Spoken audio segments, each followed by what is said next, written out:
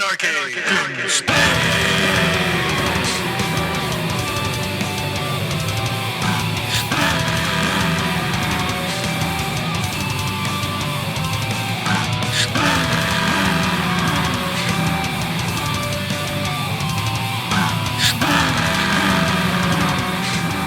All right, welcome everyone to episode number 28 of Anarchy in Space. That was a vacuum sucking out the word space, if you didn't know. I was trying to think if you were trying to do a impersonation of a didgeridoo. I was actually trying to do an impersonation of your mom when she came over last night, but snap! Oh, torched, burnt. It's a good thing we're in space, otherwise the air around me would have caught fire as hot as that was. Apply cool water to that burn. Anyways, I am Nikki B here, as always, with Eric Heiler. How are we doing today, Eric? We'd be doing okay. You survived the burning. Yes. Need some calamine lotion, maybe. Take care of the itching. Yes.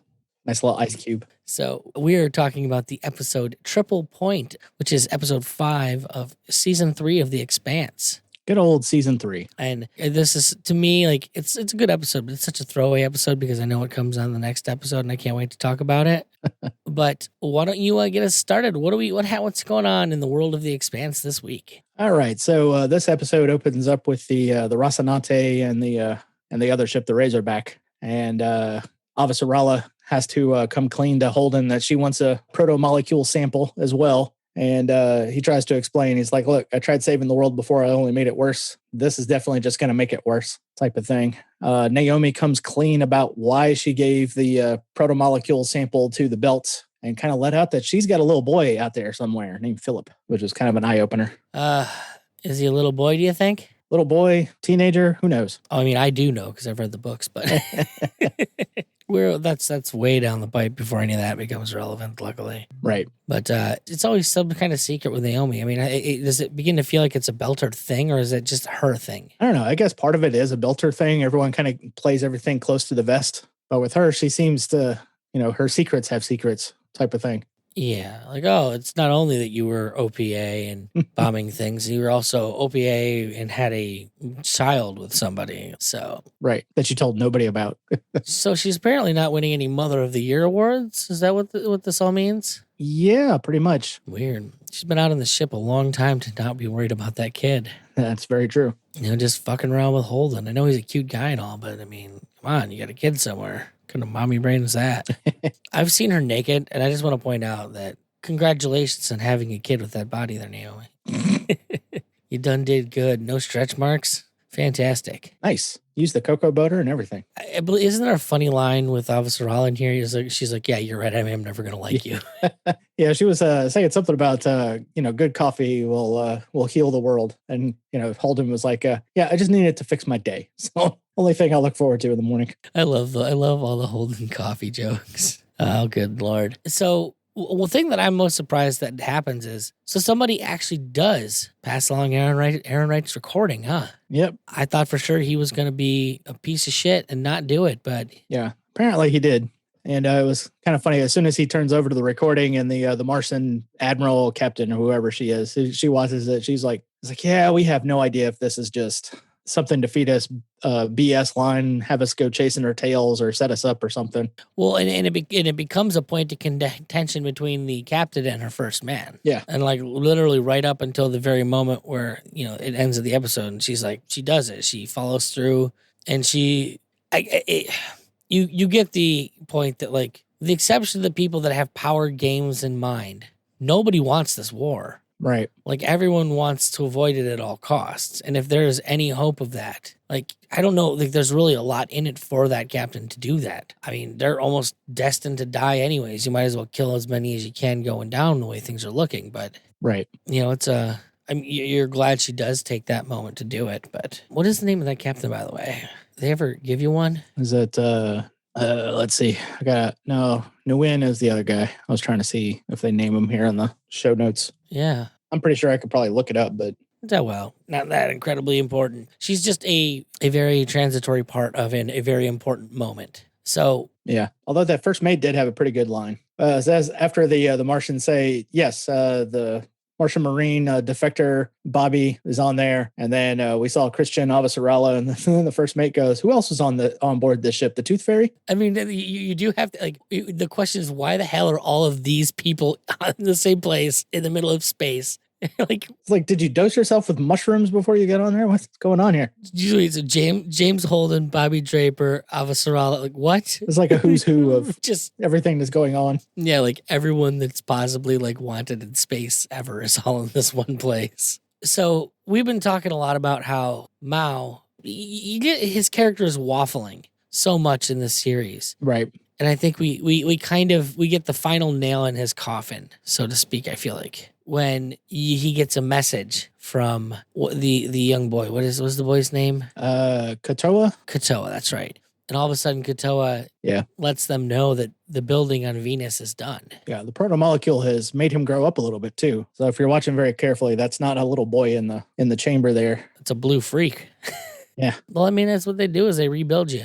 To take things apart and they rebuild them. Yep. And let's be honest, most people are just negative. They're all negative space. They're all fucking, mostly made of air, mostly made of nothing. It's always my favorite concepts in like physics to grasp. It's like we are all nothing, but somehow we feel as though we're solid. Right. So this is the moment where Mao, I said, nails his own coffin when he's so excited at what's going on that he immediately says, "All right, what's our next sample? Like, what's coming next? We gotta make another one." Yeah, because they have a conduit with that boy to the protomolecule because he's actually talking to it and kind of letting him know what's going on. And when he keeps talking about the work is almost finished, and they know they're talking about Venus, but Mao wants to know what it is. Absolutely. And I don't think he knows he's not going to get much more out of this one. Isn't that what something Strickland says? Is like, I think he's about cashed out. We've pushed him way beyond the limits. Yeah. He's like, I can slow down the transformation, but I can't stop it. And at this point, he's more gone than he is here. Yeah. And what's frustrating to me is that, you want to have some hope for humanity in this guy. And he's been very, very nice and sweet to Prax's daughter, May, so far. Yes. And man, oh man, is he ready to throw her ass on there and fucking jack her up with a bunch of chemicals and turn her into a protomolecule monster. Yeah, you could tell there was like a brief moment of him maybe thinking twice about it. Because when he was like, yeah, the next candidate that would probably do well is May. And he kind of gets this look on his face. And then he's like, well, all right, well, let's do it. He might have thought about it for a second at least. Like I said, there's something human in there, but not much. Right. Him there is probably like the most difficult scenes in the series to watch for me because like you said, you want to have hope for this human being and like there's just not much there. I mean, is he going to become full on supervillain at some point? I don't know. At some point he'll turn a corner. And what else we got going on here? We haven't really talked about the insurrection over on the Agatha King. Yes, the Agatha King. Sorry, there's too many damn ship names. Yeah. Thought it was kind of funny that the Mars would name one of their ships the Hammurabi, but So Souther gets the message about Aaron Wright's treachery, and he goes up to the bridge into CIC and attempts to arrest Nguyen for usurping command and everything else. And there's like a little bit of a mutiny going on, but then there's some close quarters combat things going on and guns changing hands and people getting shot, including Souther himself. And after he had made like this wide area communication to all the ships that, it was basically Aaron Wright setting all this stuff up and we shouldn't really be fighting each other. And he was going to say, all right, well, we're standing now. We're not going to shoot at any Martians out here. And so that's, I guess, where Nguyen sees his opportunity to take back control of the ship. And then just starts indiscriminately. Like everyone who starts defecting, he tries to call back. And when some of them don't, he blows up their own ships.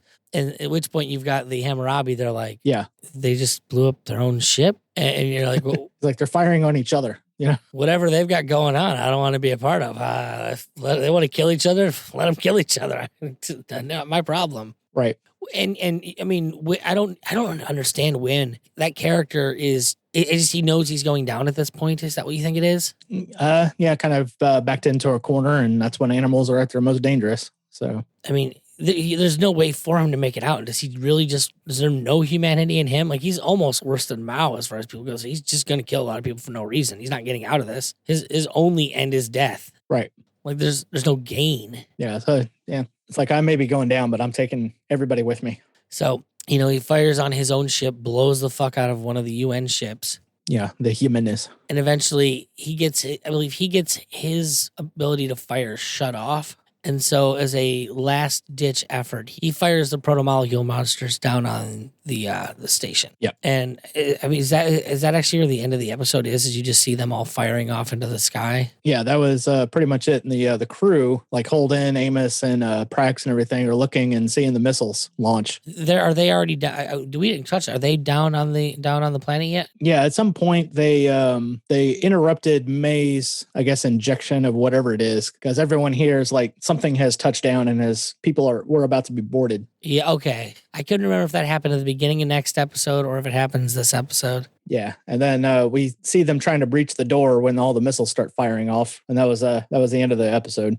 It's a good episode. It's hard to give it its credit considering like knowing what comes in the next episode. Right. Like the amount of action and suspense that was in the entire first half of this season, I feel comfortable in saying the next episode is so insane of an episode that it's literally going to just trump all of it. Yeah. As I was kind of joking with Nikki before we started recording, it's like I call this the Tom Clancy episode. So like in every Tom Clancy book, there is a large buildup of exposition of what's going on, what's about to happen. And then there's like the last few chapters is everything that happens after that. And it's the wrap up. Definitely what feels like. Give everybody their neat little bows and whatnot. Right. Well, more importantly than like wrap, because I mean, they don't wrap everything up. I don't even think in the entire series they're ever really going to wrap everything up. I don't get that impression. I don't know that they could.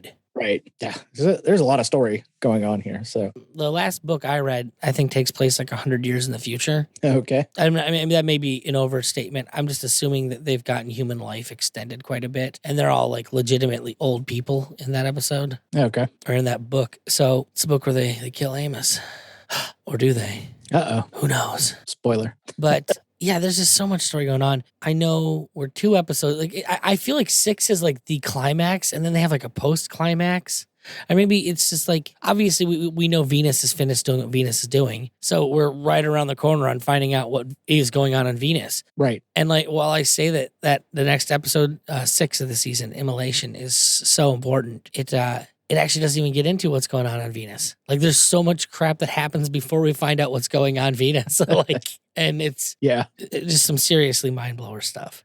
Great. Like it's maybe it's just that it's such a good episode of TV, but you're about to see probably what I think is the most important arc of this season kind of come to an end. And that's important to me. Right. I guess anything else we need to talk about, or you want to give us the tech specs and we'll get on out of here? I'll just do the tech specs. I think we covered everything that was going on in this one. Let's see. So yeah, it was like season 3, episode 5, Triple Point, directed by Jeff Wilnow, written by Georgia Lee, came out May 9th, 2018. A little bit of a dip from the last episode with a 0.555. Terrible. On the ratings there. It's not like a huge dip though. It was just, just a little. Oh, we did actually forget one thing. It is a fairly important thing. Uh-oh. It is the admiral of the Martian ship giving the offering safe passage for any Earth ships in the vicinity that need safety. That's a pretty big deal in like as far as the global war goes, and I completely forgot about it. Yeah, that's a very big deal. Yeah, we got monsters running around and shit, dude. It's hard to forget. Hard to remember the politics all the time.